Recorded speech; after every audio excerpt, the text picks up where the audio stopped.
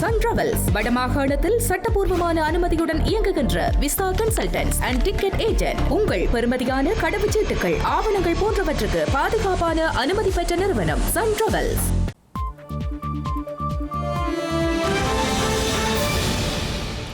வணக்கம். இது ஐபிசி தமிழின் இரவு நேர பிரதான செய்திகள். முதலில் தலைப்புச் செய்திகள்.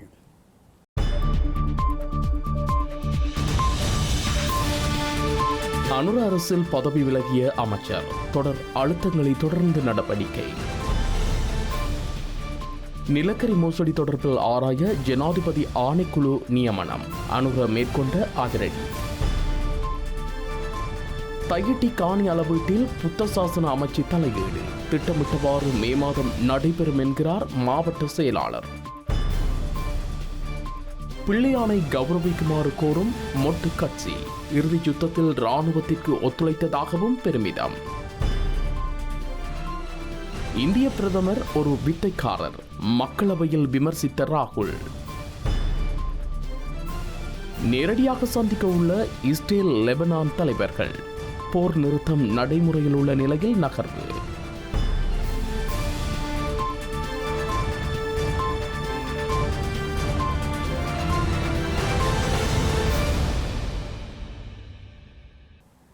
இனி விரிவான செய்திகள். இலங்கையில் நிலக்கரி மோசடி குற்றச்சாட்டுக்குள்ளான ஸ்ரீலங்கா வலசக்தி அமைச்சர் குமார ஜெயக்கொடி மற்றும் அமைச்சின் செயலாளர் பேராசிரியர் உதயங்க ஹேமபால ஆகியோர் பதவி விலகியுள்ளனர். இவர்கள் இன்று பிற்பகல் ஸ்ரீலங்கா ஜனாதிபதி அனுரகுமார திசாநாயக்கவிடம் ராஜினாமா கடிதங்களை கையளித்து தமது பதவிகளில் இருந்து விலகியுள்ளனர். இலங்கையில் நிலக்கரி இறக்குமதியில் மோசடி இடம்பெற்றுள்ளதாக ஸ்ரீலங்கா எதிர்க்கட்சிகள் குற்றம் சுமத்தி வருவதுடன் ஸ்ரீலங்கா வலசக்தி அமைச்சர் குமார ஜெயக்கொடிக்கு எதிராக நம்பிக்கையில்லா பிரேரணையும் நாடாளுமன்றத்தில் கொண்டு வந்த நிலையில் அதுவும் தோற்கடிக்கப்பட்டிருந்தது. இந்த நிலையில் இன்று ஜனாதிபதி அனுரகுமார திசாநாயக்கவினால் நிலக்கரி இறக்குமதி மற்றும் அது சார்ந்த மின்சார உற்பத்தியின் போது முறைகேடுகள் மற்றும் சட்டவிரோத செயற்பாடுகள் இடம்பெற்றுள்ளனவா என்பது குறித்து விசாரணை நடத்துவதற்காக விசேட ஜனாதிபதி விசாரணை ஆணைக்குழு ஒன்று நியமிக்கப்பட்டுள்ளது. குறித்த ஆணைக்குழுவின் பக்க சார்பற்ற மற்றும் சுயாதீனமான விசாரணை நடவடிக்கைகளுக்கு இடமளிக்கும் வகையில் வலசக்தி அமைச்சர் மற்றும் அமைச்சின் செயலாளர் ஆகியோர் தமது பதவிகளிலிருந்து விலகியுள்ளனர். தமது ராஜினாமா கடிதத்தை ஜனாதிபதியிடம் சமர்ப்பித்துள்ள வலசக்தி அமைச்சர் குமார ஜெயக்கொடி நிலக்கரி விநியோகம் தொடர்பாக ஜனாதிபதி விசாரணை ஆணைக்குழுவை நியமிக்க எடுத்த தீர்மானத்தையும் 2009ஆம் ஆண்டு முதல் இடம்பெற்ற நிலக்கரி இறக்குமதிகள் குறித்த முறையான விசாரணையை முன்னெடுக்குமாறும் ஜனாதிபதியின் செயலாளர் மூலம் குற்ற புலனாய்வு திணைக்களத்தில் முறைப்பாடு செய்துள்ளமை மூலம் ஊழலுக்கு எதிராகவும் மக்கள் ஆணையை நிறைவேற்றுவதிலும் ஜனாதிபதி கொண்டுள்ள துணிச்சலான உறுதியை தாம் பாராட்டுவதாக அவர் குறிப்பிட்டுள்ளார். அதன்படி எதிர்வரும் காலங்களில் மேற்கொள்ளப்படவுள்ள விசாரணை நடவடிக்கைகள் மிகவும் சுயாதீனமாகவும் எவ்வித பக்கச்சார்புமின்றியும் முன்னெடுக்கப்பட வேண்டுமென தாம் நம்புவதாகவும் அவர் கூறினார். விசாரணைகள் நடைபெறும் காலப்பகுதியில் தான் அந்த பதவியில் நீடிப்பது அதற்கு தடையாக அமையலாம் என்ற நிலைப்பாட்டின் அடிப்படையில் இன்று முதல் நடைமுறைக்கு வரும் வகையில் தனது அமைச்சர் பதவியிலிருந்து விலகுவதாக அவர் மேலும் குறிப்பிட்டுள்ளார். இதேவேளை ஆரம்பிக்கப்படவுள்ள விசாரணைகளுக்கு இடையூறு ஏற்படாமல் இருப்பதையும் அந்த விசாரணைகளின் சுயாதீனத்தன்மையை உறுதிப்படுத்துவதையும் நோக்கமாக கொண்டும் அதற்கு இடமளிக்கும் வகையிலும் அமைச்சின் செயலாளர் பதவியிலிருந்து விலகுவது பொருத்தமானது என தான் நம்புவதாக வலசக்தி அமைச்சின் செயலாளர் பேராசிரியர் உதயங்க ஹேமபால தனது ராஜினாமா கடிதத்தில் சுட்டிக்காட்டியுள்ளார். இதேவேளை இலங்கையில் நிலக்கரி சார்ந்த மின் உற்பத்தி செயல்முறை ஆரம்பிக்கப்பட்ட காலம் முதல் நேற்று வரை அரசுக்கு சொந்தமான லங்கா நிலக்கரி நிறுவனம் அல்லது அதன் சார்பாக இலங்கைக்கு நிலக்கரி இறக்குமதி செய்யப்பட்ட போதும் மற்றும் மின் உற்பத்தியின் போதும் முறைகேடுகள் அல்லது சட்டவிரோத செயல்கள் இடம்பெற்றுள்ளனவா என்பது குறித்து விசாரணை செய்வதற்காக ஸ்ரீலங்கா ஜனாதிபதி அனுரகுமார திசாநாயக்கவினால் ஜனாதிபதி விசாரணை ஆணைக்குழு ஒன்று நியமிக்கப்பட்டுள்ளது. 1978ஆம் ஆண்டின் 4ஆம் இலக்க விசேட ஜனாதிபதி விசாரணை ஆணைக்குழுக்கள் சட்டத்தினால் திருத்தப்பட்ட தேசிய அரச சபையின் 1978ஆம் ஆண்டின் 7ஆம் இலக்க விசேட ஜனாதிபதி விசாரணை ஆணைக்குழுக்கள் சட்டத்தின் 2ஆம் பிரிவின் விதிகளுக்கமைய ஸ்ரீலங்கா ஜனாதிபதியினால் இந்த ஆணைக்குழு நியமிக்கப்பட்டுள்ளது. ஆணைக்குழுவின் தலைவராக உயர் நீதிமன்ற நீதியரசர் கிஹான் குலத்துங்கவும், உறுப்பினர்களாக மேன்முறையீட்டு நீதிமன்ற நீதியரசர் ஆதித்ய படபெந்திகே மற்றும் மேல் நீதிமன்ற நீதியரசர் சஞ்சீவ சோமரத்ன ஆகியோர் நியமிக்கப்பட்டுள்ளனர்.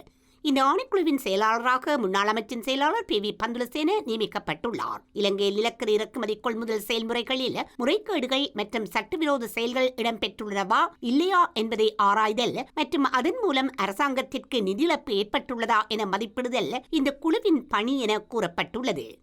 குறித்த காலப்பகுதியில் தரமற்ற நிலக்கரி இறக்குமதி செய்யப்பட்டுள்ளதா இல்லையா என்பதையும் கொள்முதல் செயல்முறை, விநியோக செயல்முறை, தர பரிசோதனை செயல்முறை, செயற்பாட்டு செயல்முறை மற்றும் பயன்பாட்டு செயல்முறை உள்ளிட்ட ஒட்டுமொத்த தொடர்புடைய செயல்முறைகளையும் விசாரணைக்கு உட்படுத்துதல், இறக்குமதி செய்யப்பட்ட நிலக்கரியை பயன்படுத்தி மின்சாரம் உற்பத்தி செய்யும் போது மின் உற்பத்தி அளவு எதிர்பார்க்கப்பட்ட வினை திறனுடன் இடம்பெற்றுள்ளதா என்பதை கண்டறிதல், தரமற்ற நிலக்கரி இறக்குமதி செய்யப்பட்டிருந்தால் அந்த நிலக்கரியை பயன்படுத்தி மின் உற்பத்தி செய்யும் செயல்முறையில் சட்ட மற்றும் நிதி முறைகேடுகள் இடம்பெற்றுள்ளனவா என ஆராய்தல், இந்த செயல்முறையின் போது அறிவிக்கப்பட்ட நிபந்தனைகள் மீறப்பட்டுள்ளனவா என்பதையும், அவ்வாறு மீறப்பட்டிருந்தால் அந்த மீறல்களுக்கு எதிராக கொடுப்பனவுகளை நிறுத்துதல் அல்லது ஏனைய இழப்பீட்டு நடவடிக்கைகள் முன்னெடுத்துள்ளனவா என்பது குறித்து ஆராய்தல், மேற்குறிப்பிட்ட சம்பவங்கள் இடம்பெற்றிருந்தால் அதற்காக பொறுப்பு கூற வேண்டிய அரசியல் அதிகாரம், அரசு அதிகாரிகள், லங்கா நிலக்கரி நிறுவன அதிகாரிகள் மற்றும் விநியோகஸ்தர்கள் அல்லது அவர்களின் பிரதிநிதிகளை அடையாளம் கண்டு அவர்களுக்கு எதிராக எடுக்கப்பட வேண்டிய மேலதிக நடவடிக்கைகள் குறித்து பரிந்துரைத்தல், இவ்வாறான முறைகேடுகள் அல்லது சட்டவிரோத செயல்கள் எதிர்காலத்தில் இடம்பெறுவதை தவிர்த்து முறையான வெளிப்படைத்தன்மையை உறுதிப்படுத்துவதற்கு எடுக்கப்பட வேண்டிய நடவடிக்கைகளை பரிந்துரைத்தல் என்பன அந்த குழுவின் கடமை என தெரிவிக்கப்பட்டுள்ளது. யாழ்ப்பாணம் தையட்டி விகாரை காணி அளவீட்டு பணிகள் ஸ்ரீலங்கா புத்த சாசன அமைச்சின் வேண்டுகோளுக்கு இணங்க எதிர்வரும் மே மாதம் நடத்த திட்டமிட்டுள்ளதாக யாழ் மாவட்ட அரசாங்க அதிபர் மருதலிங்கம் பிரதீபன் தெரிவித்துள்ளார். தையட்டி காணி விடுவிப்பு தொடர்பில் ஸ்ரீலங்கா புத்த சாசன அமைச்சினால் அமைக்கப்பட்டுள்ள குழுவில் ஒருவராக காணப்படும் தையட்டி விகாராதிபதி காணி அளவீட்டு பணிகளுக்கு தடை விதிக்க கோரி காவல்துறை நிலையத்தில் முறைப்பாடும் பதிவு செய்துள்ளமையும் குறிப்பிடத்தக்கது. தையட்டி திஸ்ஸ விகாரனுடைய காணி அளவீடு தொடர்பாக இன்றைய தினம் இந்த அளவீடு மேற்கொள்வதாக ஏற்கனவே திட்டமிடப்பட்டிருந்தது. கடந்த 11ஆம் தேதி சனிக்கிழமை இந்த தையட்டி விகாரைக்குரிய விகாரை அமைந்திருக்கின்ற காணி உரிமையாளர்களை மாவட்ட செயலகத்தில் அழைத்து கௌரவ கடற்றொழில் அமைச்சருடைய தலைமையிலே நாங்கள் கலந்துரையாடல் நடத்தியிருந்தோம். அந்த கலந்துரையாடலே எடுக்கப்பட்ட தீர்மானத்தின் பிரகாரம் இன்றைய தினம் இந்த காணிகளை அளவீடு செய்வதாக நடவடிக்கை எடுத்திருந்தோம். இதற்கு முன்னதாக இந்த காணி அளவீடு தொடர்பாக காணி உரித்து நிர்ணய திணைக்களம் கொழும்பு தலைமையகம் அந்த தங்களுடைய கடிதத்தினை யாழ்ப்பாணத்தில் இருக்கின்ற காணி உரித்து நிர்ணய திணைக்களத்திற்கு அனுப்பியிருந்தது. இந்த காணி தொடர்பான அளவீட்டு நடைமுறைகளை மேற்கொள்ளுமாறு அதற்கிணங்க காணி உரித்து நிர்ணய திணைக்களம் நில அளவை திணைக்களத்துக்கு தன்னுடைய வேண்டுகையை முன்வைத்திருந்தது இந்த காணிகளை அளவீடு செய்வதற்குரிய. ஆகவே அதன் பிரகாரம் பிரதேச செயலாளர் இந்த காணிக்குரிய பொதுமக்களுடைய விவரங்களை நில அளவை திணைக்களத்துக்கு அனுப்பியதன் பிரகாரம் இன்று இந்த காணிகளை அளவீடு செய்வதாக தெரிவிக்கப்பட்டிருந்தது. ஆனாலும் இன்றைய தினம் காலையிலே புத்த சாசன அமைச்சினுடைய செயலாளரோடு தொடர்பு கொண்டு இந்த விடயங்கள் தொடர்பாக கலந்துரையிட போது அவர்கள் சொன்னார்கள், இந்த காணியை அளவீடு செய்கின்ற போது அனைத்து திணைக்களங்களும் ஒருங்கிணைந்த வகையிலே இதனை மேற்கொள்வது பொருத்தமானது என்றதன் அடிப்படையிலே தாங்கள் மே மாதம் 2 வாரங்களுக்குள்ளே 15ஆம் தேதிக்குள்ளே அதற்குரிய ஒரு பொருத்தமான திகதியை தந்து அனைத்து தரப்பினரும் நில அளவை திணைக்களம் மற்றும் காணி உரித்து திணைக்களத்தினுடைய தலைமை அலுவலகத்தை சேர்ந்தவர்கள் உட்பட அனைவரையும் ஒருங்கிணைந்த வகையிலே மீள இந்த காணியினை அளப்பதற்குரிய ஏற்பாடுகளை மேற்கொள்வதாக எனக்கு உறுதியளித்திருக்கிறார்கள். அந்த வகையிலே நாங்கள் அந்த விடயத்தினை இந்த தையட்டி திஸ்ஸ விகாரை அமைந்திருக்கின்ற காணி உரிமையாளருக்கு என்று தெளிவுபடுத்தியிருக்கிறோம். ஆகவே அதற்குரிய தொடர் நடவடிக்கைகள் எங்களால் மேற்கொள்ளப்பட இருக்கின்றது. பேரினவாத தரப்புகள் உயிர்த்த ஞாயிறு தாக்குதல் வழக்கில் பயங்கரவாத தடை சட்டத்தின் கீழ் கைது செய்யப்பட்டு தடுத்து வைக்கப்பட்டுள்ள பிள்ளையானுக்கு ஆதரவாக குரல் கொடுத்து வருகின்றமை உற்றுநோக்கல்களை ஏற்படுத்தியுள்ளது. தேசிய மட்டத்தில் கௌரவித்து பாதுகாக்க வேண்டும் எனவும் சிங்கள இனம் பிள்ளையானுக்கு நன்றி கடன் பட்டுள்ளது எனவும் கருத்து தெரிவித்து வருகின்றனர். வெலிக்கடை சிறைச்சாலையின் உணவு தவிர்ப்பு போராட்டத்தை முன்னெடுத்துள்ள பிள்ளையான் நேற்றைய தினம் உடல்நலக்குறைவு காரணமாக சிறைச்சாலை மருத்துவமனையில் அனுமதிக்கப்பட்டுள்ள நிலையில் மட்டக்களப்பு காந்தி பூங்கா முன்பாக போராட்டம் முன்னெடுக்கப்பட்டுள்ளது. இதே சமகாலத்தில் பேதவாத தரப்புகளும் ஆதரவாக குரல் கொடுத்து வருகின்றன. நாட்டு மக்களின் உயிரை பாதுகாக்கவே போராளியான பிள்ளையான் விடுதலை புலிகள் அமைப்பிலிருந்து விலகி மஹிந்த ராஜபக்சவுடன் ஒன்றிணைந்து ராணுவத்திற்கு ஒத்துழைப்பு வழங்கினார் என பொதுஜன பெரமுன பொதுச் செயலாளர் சாகர காரியவசம் தெரிவித்துள்ளார். பிள்ளையானின் சேவையை பாராட்டி தேசிய மட்டத்தில் கௌரவித்து அவரை பாதுகாக்க வேண்டும் எனவும் அவர் குறிப்பிட்டுள்ளார். இதேவேளை பிள்ளையான் தேசிய வீரன் எனவும் அவரை பாதுகாக்க சட்டத்திறனியாக முன்னிலையாகுவேன் என விவித்ரு ஹெல உரிமையவின் தலைவர் உதய கம்மன்பில தெரிவித்துள்ளார். புலிகள் அமைப்பை அழிக்க பிள்ளையான் ராணுவத்திற்கு தகவல் வழங்கி உளவாளியாக செயற்பட்டார் எனவும் சிங்கள இனம் பிள்ளையானுக்கு நன்றி கடன் பட்டுள்ளது எனவும் அவர் குறிப்பிட்டுள்ளார். இந்திய துணை ஜனாதிபதி சி.பி. ராதாகிருஷ்ணன் உத்தியோகபூர்வ விஜயம் மேற்கொண்டு நாளை மறுதினம் இலங்கைக்கு விஜயம் செய்யவுள்ளதாக ஸ்ரீலங்கா வெளிவிவகார அமைச்சு தெரிவித்துள்ளது. இந்திய துணை ஜனாதிபதி 2 நாட்கள் இலங்கையில் தங்கியிருந்து பல்வேறு தரப்பினரையும் சந்திக்க உள்ளார். இலங்கைக்கும் இந்தியாவுக்கும் இடையில் அண்மையில் நடைபெற்ற உயர்மட்ட ராஜதந்திர சந்திப்புகளின் தொடர்ச்சியாக துணை ஜனாதிபதி ராதாகிருஷ்ணன் இலங்கைக்கு விஜயம் செய்யவுள்ளார். இதன்போது ஸ்ரீலங்கா ஜனாதிபதி அனுரகுமார் திசநாயக்க, பிரதமர் கலாநிதி ஹர்னி அமரசூரிய ஆகியோரை சந்திக்க உள்ளார். அத்துடன் இந்திய துணை ஜனாதிபதி பல்வேறு நிகழ்வுகளில் பங்கேற்க உள்ளதுடன் அரசியல் மற்றும் சமூக தலைவர்களுடனும் கலந்துரையாடல்களை நடத்தவுள்ளார். டிட்வா புயலினால் பாதிப்படைந்தோரின் புனர்வாழ்வு மற்றும் அபிவிருத்தி ஒத்துழைப்பு தொடர்பான திட்டங்கள் உட்பட இரு நாடுகளுக்கும் இடையேயான பல புரிந்துணர்வு ஒப்பந்தங்கள் இதன்போது கைச்சாத்திடப்படவுள்ளன. துணை ஜனாதிபதி ராதாகிருஷ்ணனுடன் இந்திய அரசாங்கத்தின் உயர்மட்ட தூதுக்குழுவும் வருகை தரவுள்ளது. இலங்கைக்கு எரிபொருள் இறக்குமதி செய்யும் போது ஒரு பீப்பாய் மசகு எண்ணெய் $286 கொள்வனவு செய்யவில்லை என ஸ்ரீலங்கா பெட்ரோலிய கூட்டுத்தாபனத்தின் தலைவர் DJ ராஜகருணா தெரிவித்துள்ளார். எந்தவொரு சந்தர்ப்பத்திலும் மசகு எண்ணெய் பீப்பாய் ஒன்றை அதிக விலைக்கு கொள்வனவு செய்யவில்லை எனவும் டீசல் கொள்வனவின் போது $286க்கும் அதிகமான விலையை செலுத்த வேண்டியிருந்ததாக இன்று இடம்பெற்ற ஊடக சந்திப்பில் அவர் தெரிவித்துள்ளார். நாம் கச்சா எண்ணெய் பீப்பாய் ஒன்றை ஒருபோதும் $286க்கு வாங்கவில்லை. இந்த நெருக்கடி நிலை ஆரம்பமான பின்னர் மார்ச் 11 வந்த மர்பன் வகை மசகு எண்ணெய் பீப்பாய் ஒன்றின் விலை $66.99 ஆகும். இன்று வரும் கப்பலில் அதன் விலை $71.99 ஆகும். எனவே மசகு எண்ணெய் அத்தகைய விலைக்கு வாங்கப்படவில்லை என்பது தெளிவாகிறது. HSBC வங்கியின் தலைமை நிர்வாக அதிகாரி செய்த ஒரு அறிக்கை ஊடகங்கள் தவறாக புரிந்து கொண்டு செய்தியை வெளியிட்டிருக்கலாம் அல்லது திட்டமிட்டு பரப்பப்பட்டிருக்கலாம் என நினைக்கின்றேன். HSBC நிறுவனம் வெளியிட்டுள்ள ஊடக அறிக்கையில் மசகு எண்ணெய் என்று குறிப்பிடவில்லை. பொதுவாக எரிபொருள் கொள்வனவு என்றே கூறியுள்ளனர். உலக சந்தையில் டீசல் விலை கணிசமாக அதிகரித்துள்ளது. மார்ச் 31 வந்த டீசல் கப்பலுக்கு ஒரு பீப்பாய்க்கு $285.28 செலுத்த வேண்டியிருந்தது. அதன் பின்னர் ஏப்ரல் 7 வந்த கப்பலுக்கு $288.06 சூப்பர் டீசலுக்கு $303.77 செலவாகியுள்ளது. அவ்வாறு அந்த விலைக்கு எரிபொருளை பெற்றிருக்காவிட்டால் நாட்டில் எரிபொருள் விநியோகம் தடைப்பட்டிருக்கும். இலங்கையில் நாளை நள்ளிரவு முதல் பெட்ரோல் வாகனங்களுக்கு மீண்டும் QR எனப்படும் இலத்திரனியல் எண்ணியல் முறைமை நடைமுறைப்படுத்தப்படும் என இலங்கை பெட்ரோலிய கூட்டுத்தாபனம் தெரிவித்துள்ளது. தமிழ் மற்றும் சிங்கள புத்தாண்டை முன்னிட்டு கடந்த 11 நள்ளிரவு முதல் நாளை வரை பெட்ரோல் வாகனங்களுக்கு எரிபொருள் விநியோகிக்கும் போது QR எனப்படும் இலத்திரனியல் எண்ணியல் முறைமையை கருத்தில் கொள்ளாதிருக்க தீர்மானிக்கப்பட்டிருந்தது.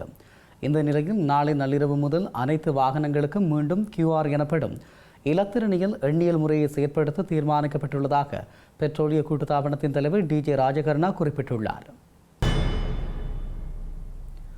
இலங்கையில் நீண்ட காலமாக தாமதமடைந்து வரும் மாகாண சபை தேர்தல்களை இந்த ஆண்டுக்குள் நடத்துவதற்கான வாய்ப்புகள் குறித்து தேர்தல் ஆணைக்குழுவின் தலைவர் RMAL ரத்நாயக்க ஆராய்ந்துள்ளார். இலங்கையில் மாகாண சபை தேர்தல்களை நடத்துவது குறித்து ஆராய்ந்து விதப்புரைகளை முன்வைப்பதற்காக நியமிக்கப்பட்ட குழுவில் தேர்தல் ஆணைக்குழுவின் தலைவர் RMAL ரத்நாயக்க கடந்த வாரம் முன்னிலையாகியிருந்தார். இதன்போது இலங்கையில் நீண்ட காலமாக தாமதமடைந்து வரும் மாகாண சபை தேர்தல் முறைமையில் காணப்படும் சட்ட சிக்கல்கள் மற்றும் எதிர்கால நடவடிக்கைகள் குறித்து பல விடயங்கள் கலந்துரையாடியிருந்தார். மாகாண சபை தேர்தல்கள் சட்டம் திருத்தப்பட்டு தற்பொழுது நடைமுறைப்படுத்தப்பட்டுள்ள 2017 ஆண்டின் 17ஆம் இலக்க சட்டத்தின் ஏற்பாடுகளுக்கமைய அறிமுகப்படுத்தப்பட்டுள்ள கலப்பு வீதாசார பிரதித்துவ முறையை நடைமுறைப்படுத்துவதற்கு தேவையான தொகுதி எல்லைகளை தீர்மானிக்கும் நடைமுறை இதுவரையில் பூர்த்தி செய்யப்படவில்லை எனவும் அவர் குறிப்பிட்டுள்ளார். தொகுதி எல்லைகளை தீர்மானிக்கும் நடைமுறைகள் இல்லாத காரணத்தால் சட்ட சிக்கல்கள் ஏற்பட்டுள்ளதாகவும் இதனால் மாகாண சபை தேர்தலை எந்த தேர்தல் முறைமையின் கீழ் நடத்துவது என்பதில் பிரச்சினை காணப்படுவதாகவும் அவர் குறிப்பிட்டுள்ளார்.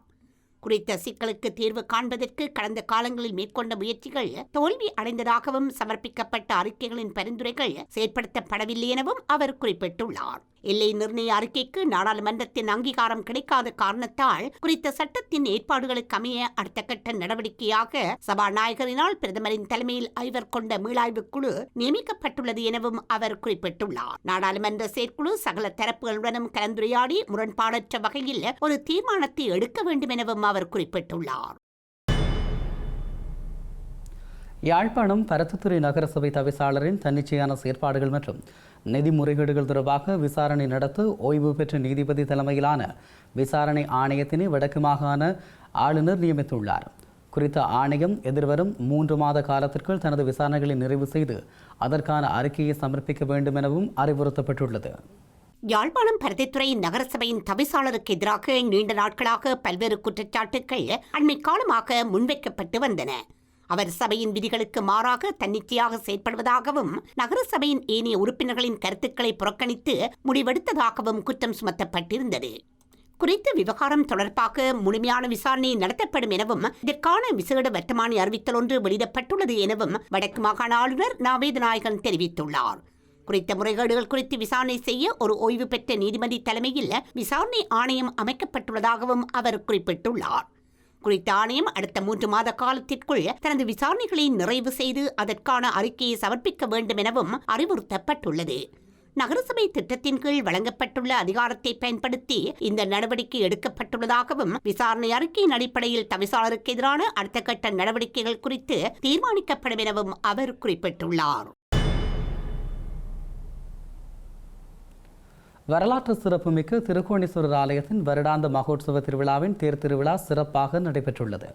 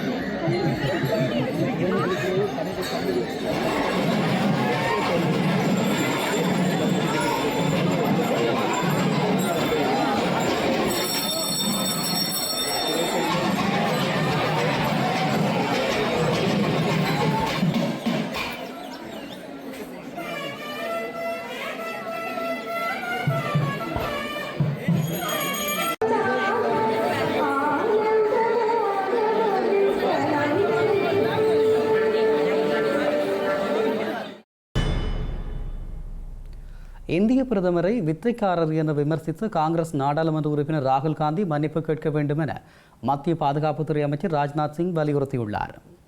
இந்திய மக்களவையில் மகளிர் இட ஒதுக்கீடு மற்றும் தொகுதி வரையறை குறித்த விவாதத்தில் உரையாற்றிய காங்கிரஸ் நாடாளுமன்ற உறுப்பினர் ராகுல் காந்தி பிரதமர் மோடியை வித்தைக்காரன் என குறிப்பிட்டுள்ளார். இதற்கு மத்திய அமைச்சர்கள் உட்பட பாஜக நாடாளுமன்ற உறுப்பினர்கள் கடும் எதிர்ப்பு தெரிவித்தனர். இது தொடர்பாக உரையாற்றிய அமைச்சர் ராஜ்நாத் சிங் பிரதமர் குறித்து எதிர்க்கட்சித் தலைவர் பயன்படுத்திய வார்த்தை மிகவும் துரதிர்ஷ்டமானது எனவும் இதற்கு எந்தளவு கண்டனம் தெரிவித்தாலும் போதாது எனவும் கூறினார். நாட்டு மக்கள் அவரை பிரதமர் பதவியில் அமர்த்தியுள்ளனர் எனவும் வித்தைக்காரர் என்று கூறுவது நாட்டு மக்களை விமர்சிப்பதற்கு சமம் எனவும் கூறியுள்ளார். இதனால் ராகுல் காந்தி பயன்படுத்திய வார்த்தை அவை குறிப்பில் இருந்து நீக்கப்பட வேண்டும் என வலியுறுத்தியுள்ளதுடன் மன்னிப்பு கேட்க வேண்டும் என்றும் ராஜ்நாத் சிங் கூறியுள்ளார். லெபனானுக்கும் இஸ்ரேலுக்கும் இடையில் போர் நிறுத்தம் வந்துள்ள பின்னணியில் எதிர்வரும் 10 நாட்களுக்கு இடையில் இஸ்ரேலிய லெபனான் தலைவர்கள் முதன்முறையாக நேரடி பேச்சுவார்த்தைகளை நடத்தவுள்ளனர். போர் நிறுத்த விதிகளை பேணும் விடயத்தில் எப்போதும் இஸ்ரேலிய தரப்பு பின்னடிக்கும் நிலையில் தற்போதைய போர் நிறுத்தம் ஆரம்பித்த பின்னர் தென் லெபனானை நோக்கிய பீரங்கி குண்டுவீச்சுகள் நடத்தப்பட்டதாக லெபனான் இன்று காலை குற்றம் சாட்டியது.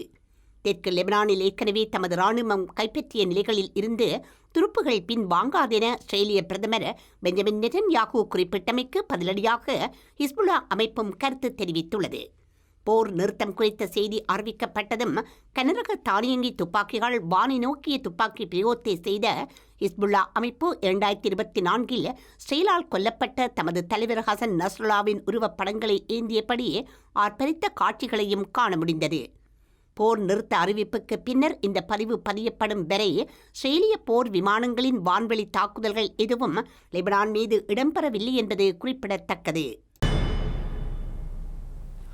லெபனானுக்கும் இஸ்ரேலுக்கும் இடையிலான 10 நாள் போர் நிறுத்தம் உள்ளூர் நேரப்படி இன்று அதிகாலை முதல் நடைமுறைக்கு வந்த போதிலும் தென் லெபனானின் சில இடங்களில் இஸ்ரேலிய ராணுவம் பீரங்கி கொண்டு தாக்குதல்களை நடத்தி போர் நிறுத்தத்தை மீறியதாக லெபனான் இன்று காலை குற்றம் சாட்டியுள்ளது. போர் நிறுத்த அறிவிப்புகளுக்கு பின்னர் இஸ்ரேலிய போர் விமானங்களின் வான்வெளி தாக்குதல்கள் எதுவும் லெபனான் மீது இடம்பெறப் போவதிலும் இந்த தாக்குதல்கள் இடம்பெற்றதாக குற்றம் சாட்டப்பட்டுள்ளது.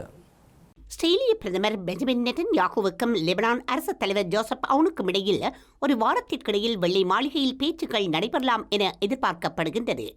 இந்த பேச்சுகள் நடந்தால் 1983க்கு பின்னர் இரண்டு தரப்பு முக்கிய தலைகளும் நேரடி பேச்சுக்களை நடத்திய சந்தர்ப்பமாக அது பதிவாகக்கூடும். இந்த நிலையில் எதிர்வரும் 22 முடிவடையும் அமெரிக்க ஈரான் போர் நிறுத்தத்தை நீடிக்கும் முயற்சிகள் மறுபுறத்தை தீவிரமடைகின்றன. ட்ரம்புடன் நெருங்கிய தொடர்பு கொண்ட பாகிஸ்தான் ராணுவ தளபதி நேற்று தெஹ்ரானுக்கு பறந்து ஈரானிய தலைகளை சந்தித்துள்ளார். எனினும் இதுவரை அமெரிக்க ஈரான் பேச்சுவார்த்தைகளின் 2ஆம் சுற்று பேச்சுகளுக்கு நாள் குறிக்கப்படவில்லை. இன்று அல்லது நாளை இந்த பேச்சுக்கள் இடம்பெறும் என முன்னர் ட்ரம்ப் தெரிவித்தாலும் அவ்வாறு எதுவும் இதுவரை நடக்கவில்லை என்பது சுட்டிக்காட்டத்தக்கது. செய்திகளின் நிறைவாக மீண்டும் தலைப்புச் செய்திகள்.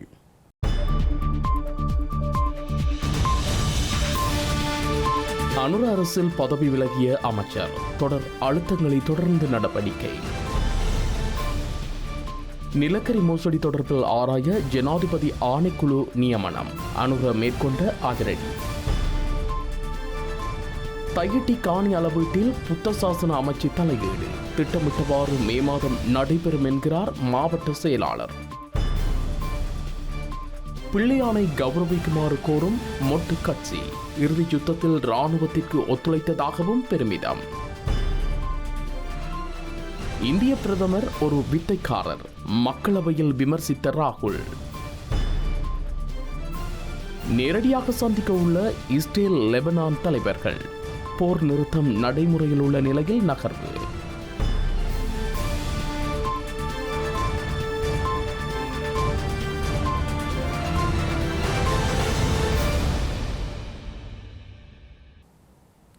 இத்துடன் ஐபிசி தமிழின் இரவு நேர பிரதான செய்திகள் நிறைவு பெற்றன.